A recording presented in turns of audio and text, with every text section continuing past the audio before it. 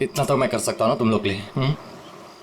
अब तुम्हें और आयशा को उस सड़े हॉस्टल में रहने की कोई जरूरत नहीं। बिल्कुल सही कहा करण। वैसे करण, मधु, मुझे लगता है ना कि जिस दिन तुम्हारी और मधु की शादी हो जाएगी ना, उस दिन तुम तो मधु को पूरा के पूरा मोहल्ला ही गिफ्ट में दे देने वाले हो।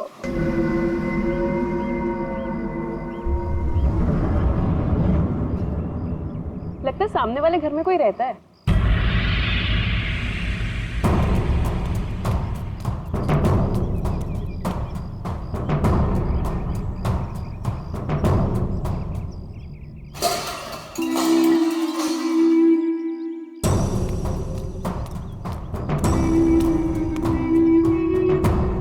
हाय, आई एम मधु। ये आयशा, हम आपके पड़ोसी हैं। हाय। और आप? मैं सामने के घर में रहता हूँ अपनी माँ के साथ। मेरा नाम विनय है और वो खाना अच्छा बनाती है। अब वो कौन? मेरी माँ खाना अच्छा बनाती है। तुम कौन हो? मैं करण हूँ, मधु का बॉयफ्रेंड। बॉयफ्रेंड गर्लफ्रेंड बॉयफ्रेंड गलत बात है। नहीं, मैंने कहा है बॉयफ्रेंड गर्लफ्रेंड, गलत बात है। विनय,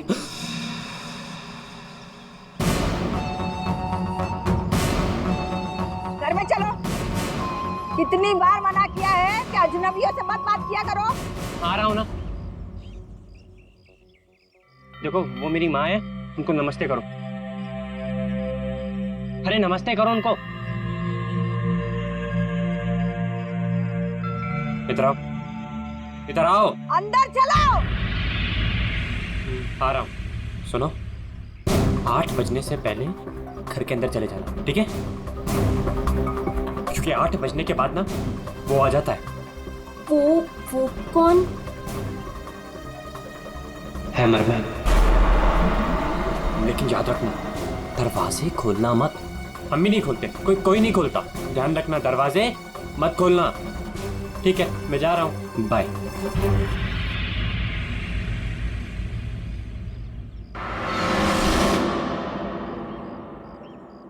दिमाग खराब है इसका यार। इसकी माँ से बांध कर क्यों नहीं रखती है? क्योंकि उसकी माँ भी तो उसकी तरह अजीब ही है एक्चुअली। चलो सामान रखते हैं। यू आर ऑलराइट ना? या, आई एम फाइन।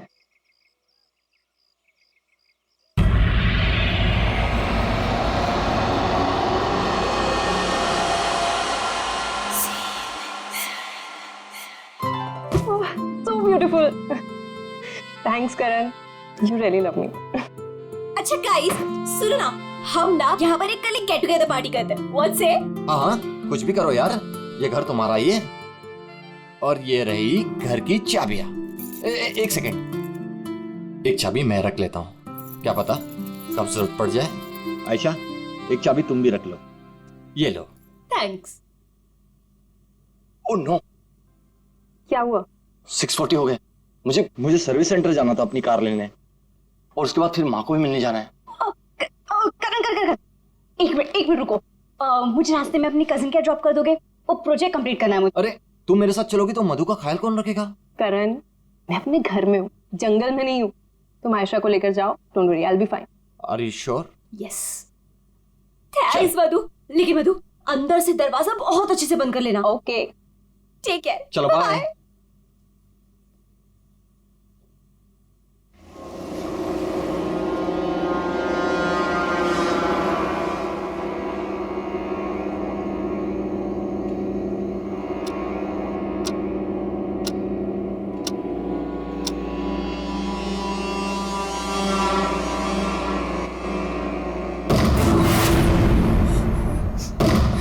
कौन है?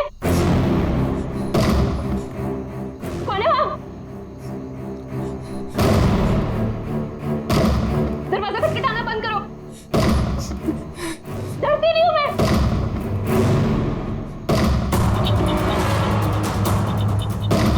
क्या करूँ? करण को फोन कर।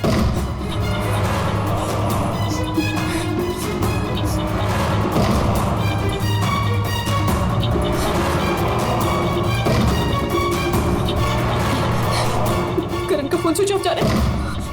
आयशा को फोन कर।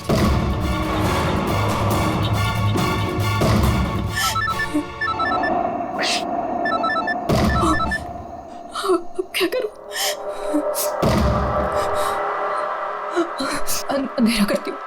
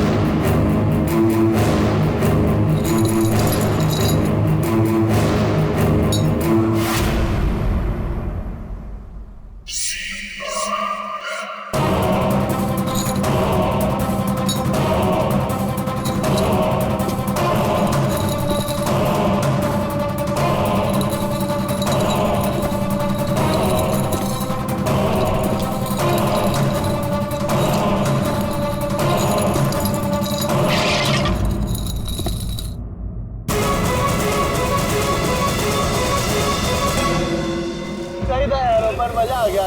कल रात को तो क्या मस्ती मारी यार। अरे पूछो मत यार, मजा आ गया था बहुत। बस बस बस रोक दो भैया, रोक। Thank you.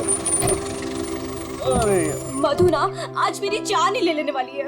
एक तो मैं अपना फोन भूल गई, रात को घर भी नहीं आई। लगता है आज तो वो मुझे ना पक्का इस घर से निकाल ही देने वाली है। अरे अगर वो तुझे घर से निकाल देगी तो हम तुझे घर के अंदर फिर से डाल देंगे। क्यों अभी?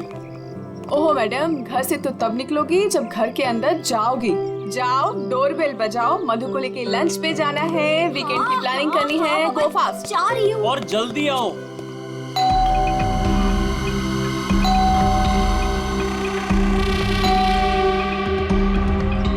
लगता है ना मैडम अभी तक सो रही है, दरवाजा ही नहीं खोल रही है। आयशा, तेरे पास इस घर की एक्स्ट्रा चाबी है ना? हाँ है। तो उस चाबी का क्या अचार डालेगी? जब चाबी है तो गेट खोलना, डोरबेल क्यों बजा रही है? ओ हाँ, मैं भी ना खोल। पागल हूँ।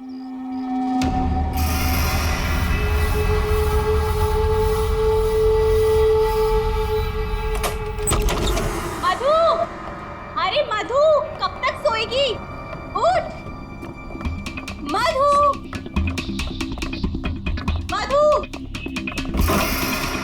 मधु, अरे उधर देखो यार। मधु, मधु बाथरूम में भी नहीं है। अरे वो तो बाहर भी नहीं है यार।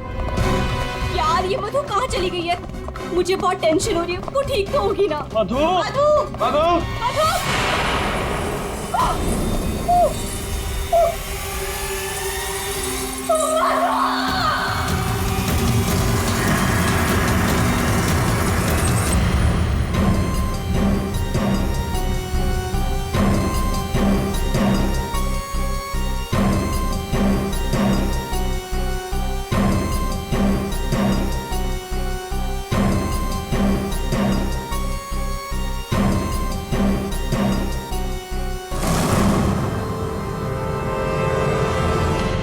अभिजीत,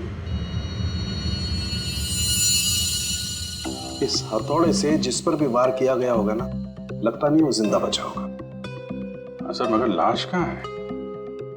उन्हीं लाश ले गया और ये हैमर यहीं छोड़ गया। और हथौड़ा भी ऐसा जिस पर कहीं कोई फिंगरप्रिंट के निशान नहीं।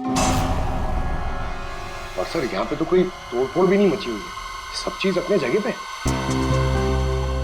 और दरवाजे का लॉक भी सही सलामत है, कोई फोर्स एंट्री नहीं है। और मधु के दोस्त भी बता रहे थे जब वो लोग अंदर आए तो ये दरवाजा खुला हुआ था। शायद खूनी के पास डुप्लीकेट चाबी होगी। दरवाजा खोल के अंदर आया, मधु के सिर पे हथौड़ा मारा और गायब। मगर यहाँ खून के छींटे भी नहीं दिख रहे। हथौड़ा मारा तो खून तो बहना चाहिए ना? शायद खून साफ कर दिया होगा। सिर्फ मधु ही यहाँ पे थी या कोई और भी था? नहीं सर, मधु इस घर में अकेली थी। इस घर की चाबी और किस किस के पास रहती है? सर, ये सवाल आपको करण से पूछना चाहिए सर। क्यों? करण से ही क्यों? करण ने घर आयशा और मधु के लिए लिया था, तो सर एक चाबी करण के पास भी थी। मधु और आयशा के लिए करण ने घर लिया था, क्यों? मधु करण की गर्लफ्रेंड थी सर। कल रात आयशा तुम कहाँ थी? सर वो कल रात मैं अपने कजिन को मिलने गई थी। वापस आना था तो लगेज यही छोड़कर गई थी, पर लेट हो गया था, सोचा कॉल कर कर मधु को सब बता दूं। पर अपना फोन भी यही भूल गई थी सर। जरा इस करण का फोन नंबर देना।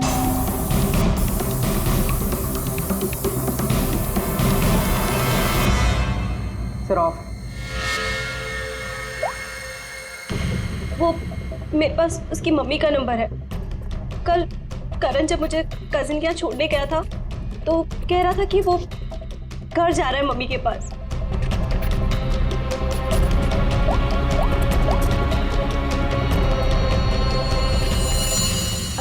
हेलो आंटी, करण है? कल रात को आया था क्या वो?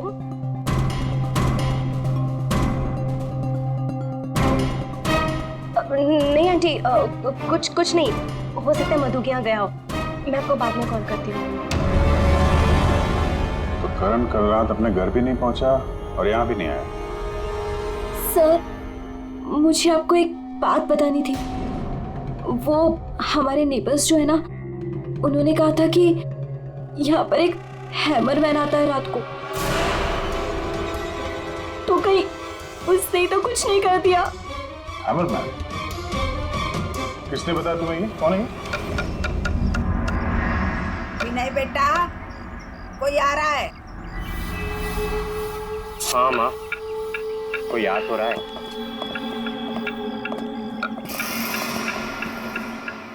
सब्जी काट रही है या लकड़ी काट रही है? काट वहाँ रही है, आवाज यहाँ तक आ रही है। रमोला जी, आपने कल इनसे हैमरमैन के बारे में कुछ बोला था क्या? आप ऑफिसर है, उस घर में कुछ हुआ है क्या? जी हम लोग सीआईडी से। उस घर में क्या हुआ ये बाद में बताएंगे। पहले आप लोग ये बताइए, हैमरमैन कौन है? क्या बता रखा है इन लोगों को आपने? नहीं, है वो सच में। रोज शाम को आता है और हैमर से दरवाजे और खिड़कियों पे ठोकता है। आप देखिए ना, वो उधर निशान बने।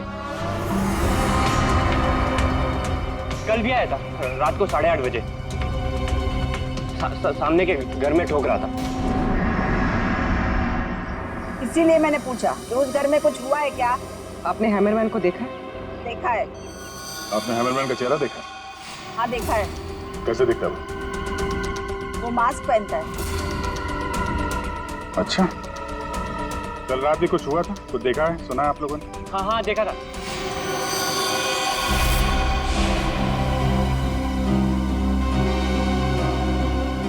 रमोला जी, अभी आंख दिखाने से कोई फायदा नहीं। बोलो, क्या देखा था तुमने? कल रात 8:30 बजे मैंने खिड़की से देखा कि बस फिर मैंने नहीं देखा। माँ ने खिड़की बंद कर दी। एक आदमी और एक औरत। वो आदमी तो करण हो सकता है। और सर वो औरत? करण की कोई साथी? दोनों अंदर गए, मधु का खून किया और लाश लेके पीछे के रास्ते से निकल गए। एक बार पीछे की तरफ देख लेते हैं। आप लोग यहीं पे रुकिए। पूर्वी, इनसे हैमरमैन का स्केच बनवाओ।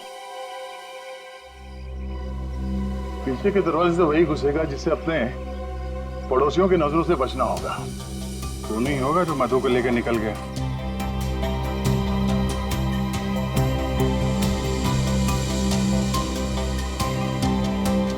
ऐसा कैसे हो सकता है कि कोई भी निशान नहीं छोड़ा? मधु को मार करके लेके गया तो भी कुछ ना कुछ तो छोड़ा होगा कोई।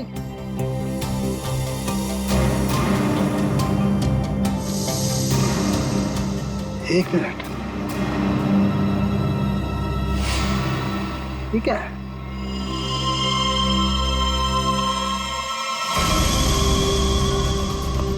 कुछ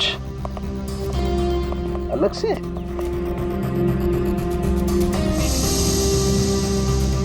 नहीं, मिट्टी यहाँ पे।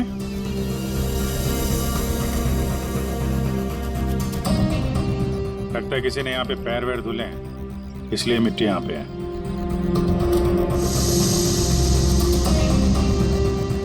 अभिजीत, ये मिट्टी में जो है ये बहुत खास है। ये देखो, इस मिट्टी में एल्गी है। शैवाल? शैवाल एक तरीके की काई होती है, और ये काई यहाँ की मिट्टी में नहीं हो सकती। ये तो ऐसी मिट्टी में होगी जो पानी वाली जगह होगी, कोई तालाब, कोई झील, कुछ ऐसा। झील, तालाब? ये तालाब है जो मधु के घर से सबसे नजदीक है।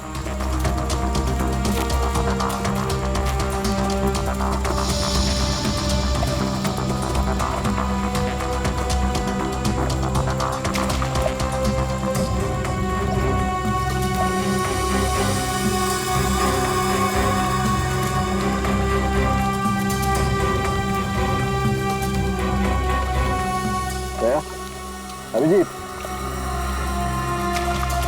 ये देखो, यही कीचड़ वाली मिट्टी उस मधु के घर में, इसमें भी वही एल्गी है, वही काई। अब तो ये मिट्टी अपने आप तो नहीं आई होगी ना, कोई ले गया होगा यहाँ से। अरे यार पंकज, जो आदमी इस तालाब से मधु के घर गया होगा उसके जूते के साथ चली गई मिट्टी। अब गया तो वही होगा जिसके पास मधु के घर की चाबी थी।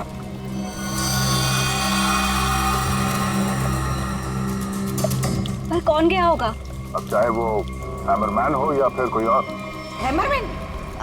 ये हैमरमैन ने किया है क्या? काम तो उसी का ही लग रहा है। हाँ।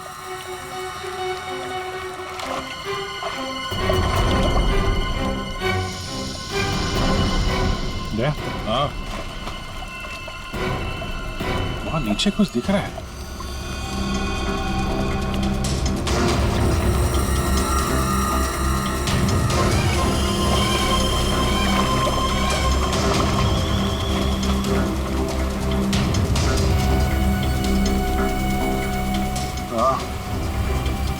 कुछ है तो सही वहां पर। डाइवर्स को बुलाते हैं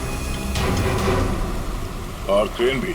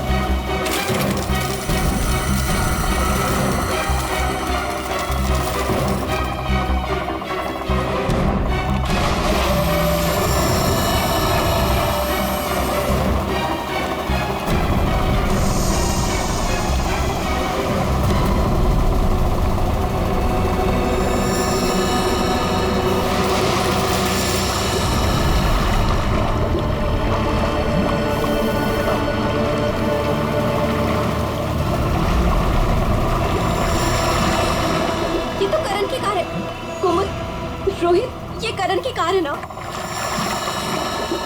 कोमल, रोहित, ये करण की कार है ना? पर करण अपनी कार इस तालाब में क्यों फेंकेगा? हो सकता है हैमरमैन लेकर आया हो। करण की कार का नंबर और इस कार का नंबर दोनों सेम है।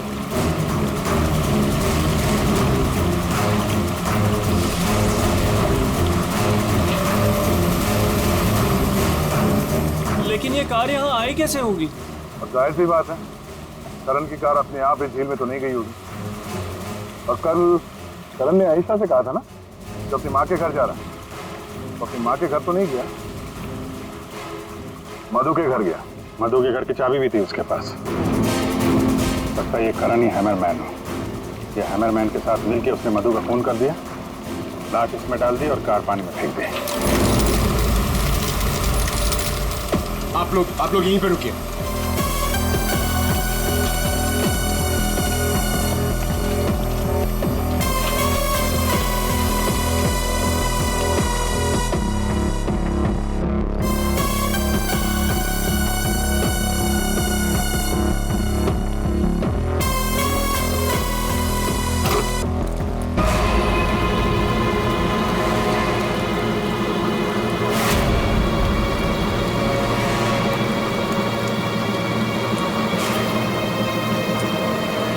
ये तो करण है।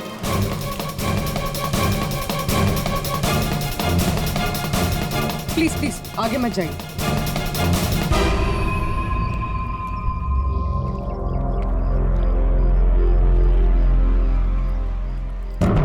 खोपड़ी बुरी तरह से टूट गई है, किसी भारी चीज से वार किया है। थोड़े से ही मारा होगा, हैमरमैन ने मारा है। सर मतलब हैमरमैन ने करण को मारकर लाश गाड़ी में डाल दी और गाड़ी तालाब में फेंक दी।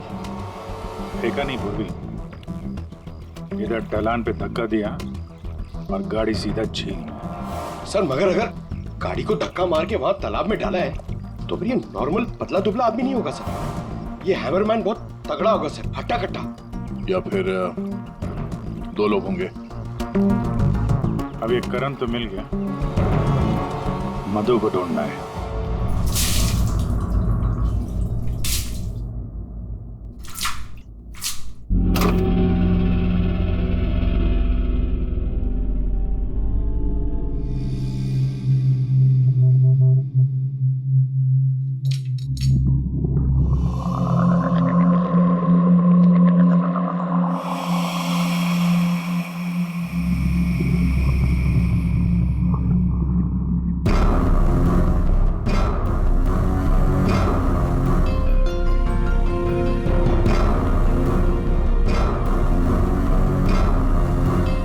कपड़े का टुकड़ा, इस कपड़े के टुकड़े का रंग करण के कपड़े के टुकड़े से तो मैच नहीं करता है, तो शायद ये खोने का होगा। सर क्या बता रही? सर इस कपड़े के टुकड़े के अलावा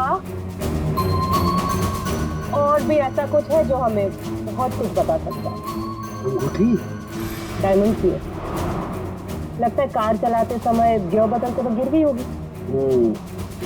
तो ये लड़की कार चला रही होगी तो तारिका कार चलाने वाला इस मेरे को भी जरूर एडजस्ट तो करता ही होगा ना, क्या बोलती? सही बात। तो फिर ये मिरर भी कुछ ना कुछ कहानी जरूर बताएगा।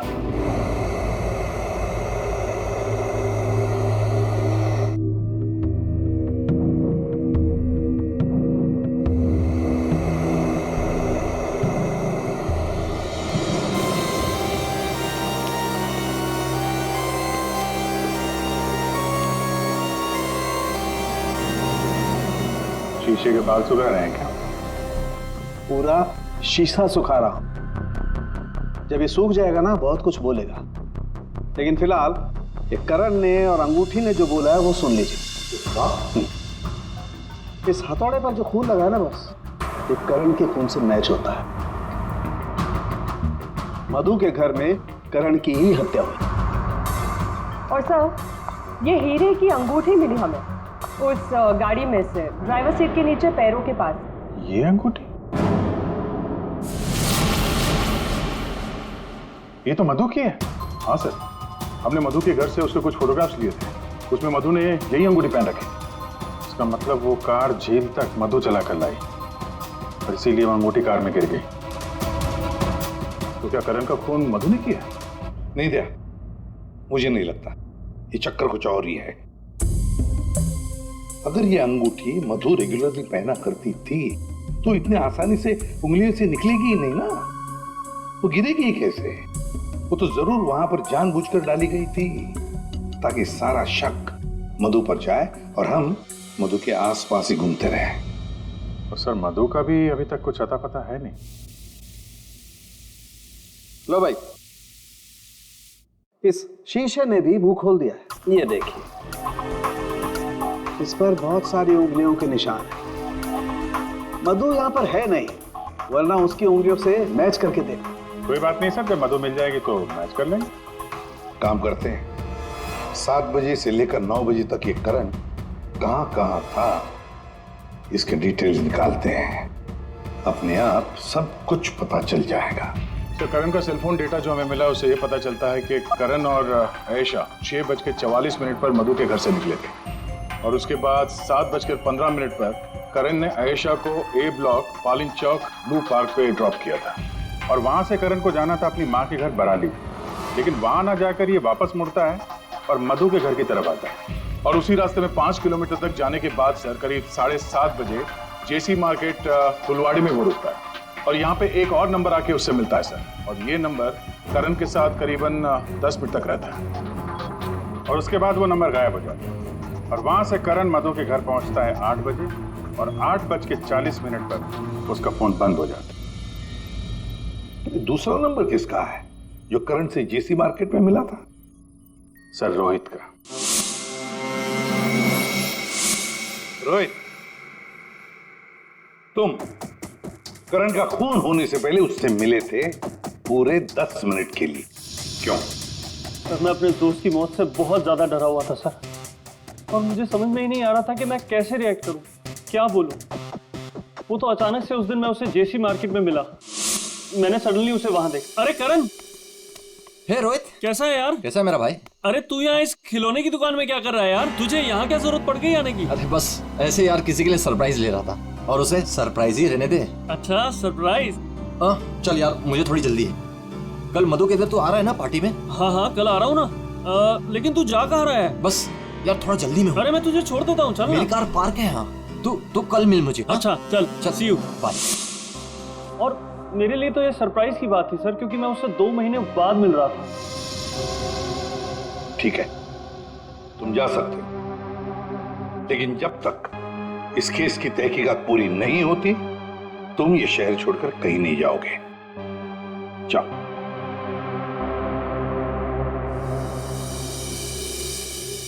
बड़ी अजीब बात है, ये करण अपने मां से मिलने जाता है लेकिन वहां नहीं जाता, जाता है खिलौने की दुकान में। क्यों? तो फिर क्या खरीदता है वहां पर? और किसके लिए? उसने वहां से जो कुछ भी खरीदा होगा वो लेकर वो सीधे मधु के घर गया। तो कहीं उसने वहां से ये मास्क तो नहीं किया? और वहां से वो मधु के घर पहुंच गया जहां पे हैमरमैन उसका इंतजार कर रहा था, जिसने खून कर दिया उसका। अब ये तो कुमुद ही बता सकती है। कुमुद? सर आखिरी बार करण की बातचीत फोन पर कुमुद से हुई थी और विनय ने भी बताया था सर कि उस रात हैमरमैन के आने से पहले घर के बाहर उसने गाड़ी के हेडलाइट पे 2 लोगों को देखा था सर, एक लड़का और एक लड़की, और उस लड़की के हाथ में कुछ ऐसा था जो चमक रहा था। सर कुमुद के हाथ में भी एक ब्रेसलेट है, वही चमक रहा होगा। ये कुमुद और करण होंगे घर के बाहर।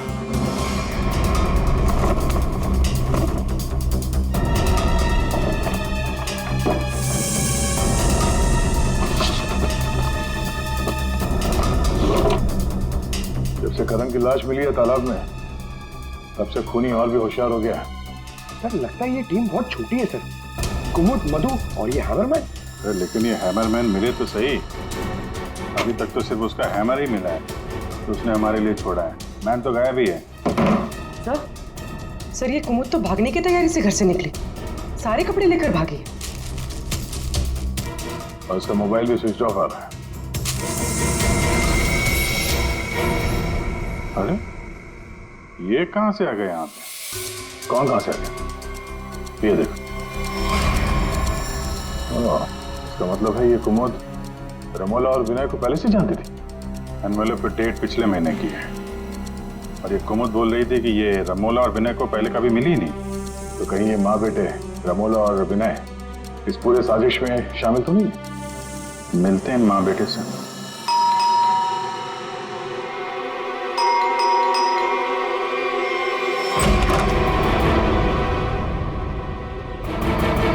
पूरे खुल घर की तलाशी लो, देखो कोई है क्या अंदर।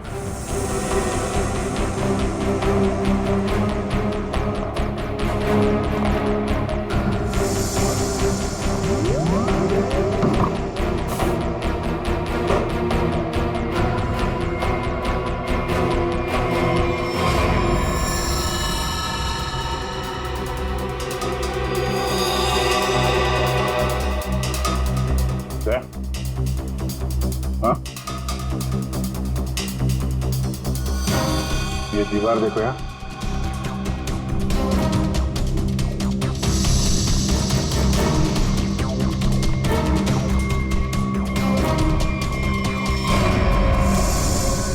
पेट अभी ताजा है।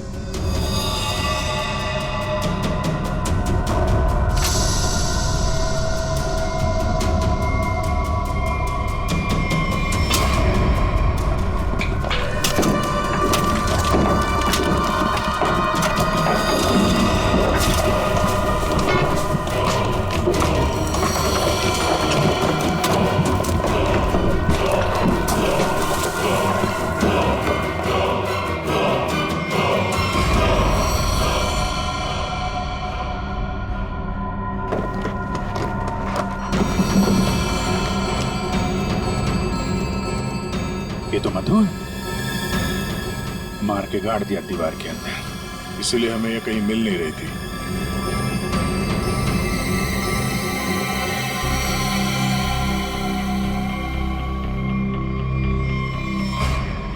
सर इसे भी हथौड़े से मारा। इसके सर पे भी वैसी ही चोट है जैसे करण के सर पे थी। यार ये जो कुछ भी हुआ है कल रात 8:30 बजे के बाद ही हुआ है। बारिश के दिनों में ये दीवार इतनी जल्दी सूख कैसे गई? इस दीवार के प्लास्टर को सुखाने के लिए कहीं से हीटर या इंडस्ट्रियल हीटर मंगाया होगा। सर अभी यहाँ पे रास्ते पे मोड़ पे मैंने एक वो जो इंडस्ट्रियल इक्विपमेंट भाड़े पे देते ना सर, उसकी दुकान देखी थी सर। जाके पता करो। वो नहीं है, बहुत चालाक, अच्छी प्लानिंग कर रखी थी। इसको मालूम था कि मधु यहाँ सामने वाले मकान में रहने आने वाली है। और यहाँ पे हैमरमैन होने का अफवाह फैला दिया ताकि शक उस पे नहीं हैमरमैन पे जाए। और तीनों फरार हैं, रमोला, विनय और कुमुद। सर मैंने इंडस्ट्रियल हीटर के सप्लायर के बारे में पता किया। इनको रमोला और विनो के बारे में बताया, इन्होंने ही सप्लाई किया था वो हीटर। अच्छा, अब जरा ये फोटो देखिए, यही माँ बेटे आए थे आपके पास? हाँ सर, ये तो मेरे बहुत पुराने ग्राहक हैं। पुराने ग्राहक? जी सर, वो मेरे पड़ोस वाली दुकान से नाटक का सामान लेते थे भाड़े पर। और सर ये कोई किराएदार नहीं है, ना ही माँ बेटे, एक नंबर के फ्रॉड हैं, फ्रॉड। अपने आप को एक्टर बताते हैं सर। आपको पता है ये दोनों कहाँ रहते हैं?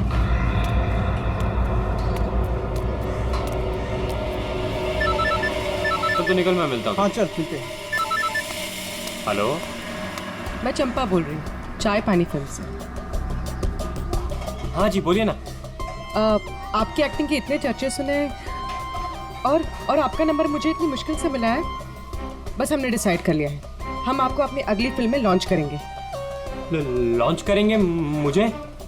मतलब आखिर आपने मेरा टैलेंट पहचान ही लिया। हाँ, अब 1-2 दिन में शूटिंग शुरू हो जाएगी। बस एक प्रॉब्लम है, आपकी बड़ी बहन के कैरेक्टर के लिए कोई अच्छी एक्ट्रेस मिल नहीं रही। बस वो कंफर्म हो जाए तो हम शूटिंग शुरू कर देंगे। अच्छा बड़ी, अरे है ना, बड़ी बहन है, मैं आपकी प्रॉब्लम सॉल्व करता हूँ। अरे वाह, आपने तो मेरी टेंशन ही खत्म कर दी। आप अपनी गली के बाहर आ जाइए, मैं गली नंबर 7 पे खड़ी हूँ। अरे तेरी, अरे मौसी बाहर निकलो। क्या है? अरे बाहर निकलो। क्या हुआ? अरे अपनी किस्मत खुल गई, रोल मिला है अपने को। रोल? हाँ। कौन दे रहा है? कहाँ? अरे बाहर खड़े हैं ना गली के, तुम चलो मेरे साथ, चलो। चल, चल, चल। चलो चलो।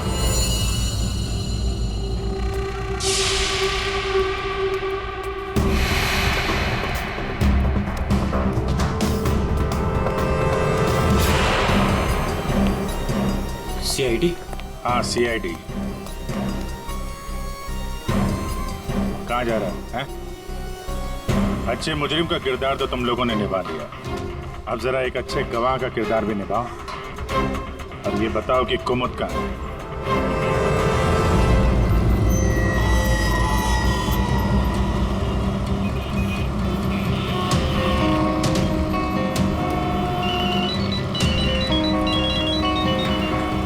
अरे तुम यहाँ, मैंने ध्यान ही नहीं दिया। तुमने क्यों कॉल किया मुझे? सब जानते हो फिर भी? अब मैं क्या करता? सीआईडी बुलाएगी तो क्या आना ही पड़ेगा। सीआईडी? तुमने मुझे सीआईडी के कहने पे यहाँ बुलाया? मैडम आप बहुत स्मार्ट हैं, लेकिन हम आपसे ज्यादा स्मार्ट हैं। सर आप मेरी बात सुनिए। बात सुनेंगे आपकी, लेकिन बेरो चल के सुनो। चलिए। कहाँ भाग रही मैडम? पैदल ही जाएगी क्या सीआईडी ब्यूरो तक? गाड़ी लाए हम तुम्हारे।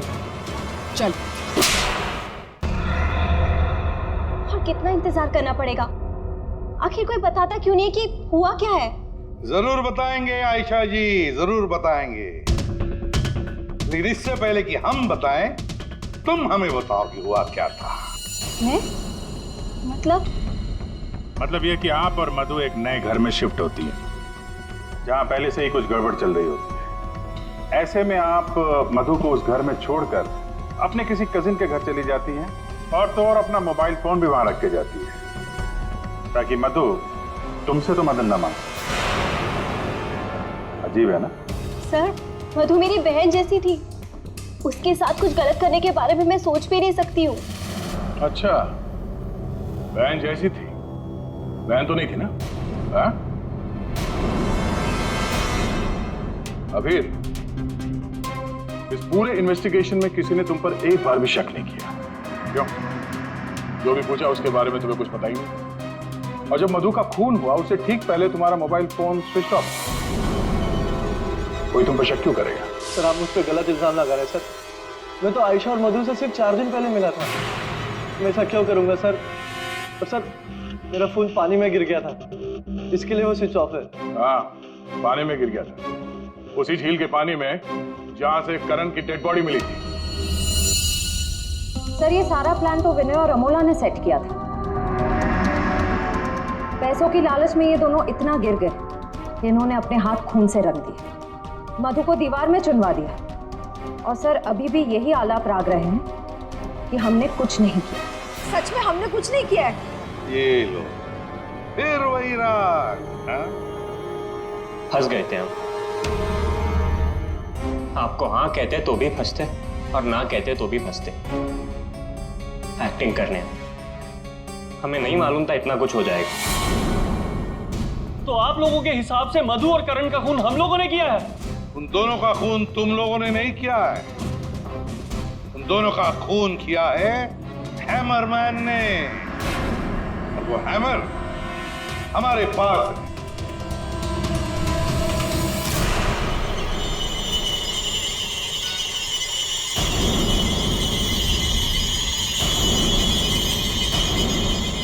कुमुद, ये कहाँ थी? ये हैमर छुपाने गई थी, हमने ढूंढ निकाला, है ना? I'm sorry रोहित, मुझे माफ कर दो। तुमने मुझसे वादा किया था कि तुम मेरा नाम नहीं लोगे, मैं तुम्हें छोड़ूंगा।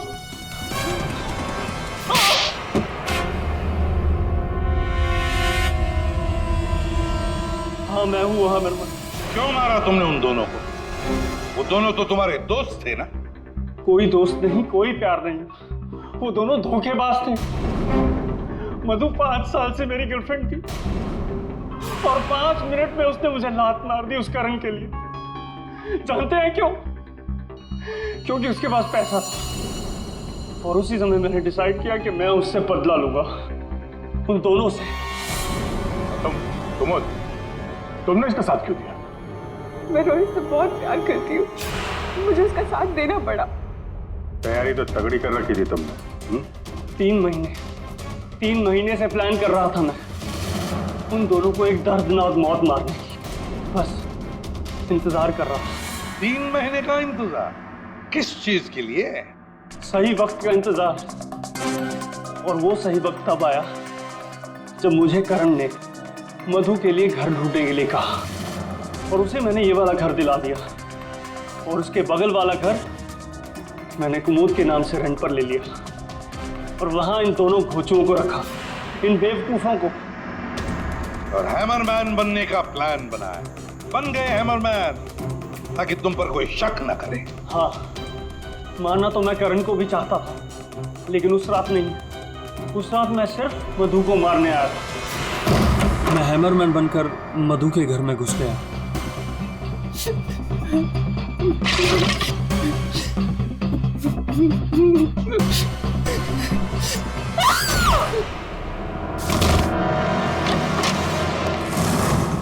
और मुझे इस बात का बिल्कुल भी अंदाजा नहीं था कि करण भी वहां पर आ जाएगा।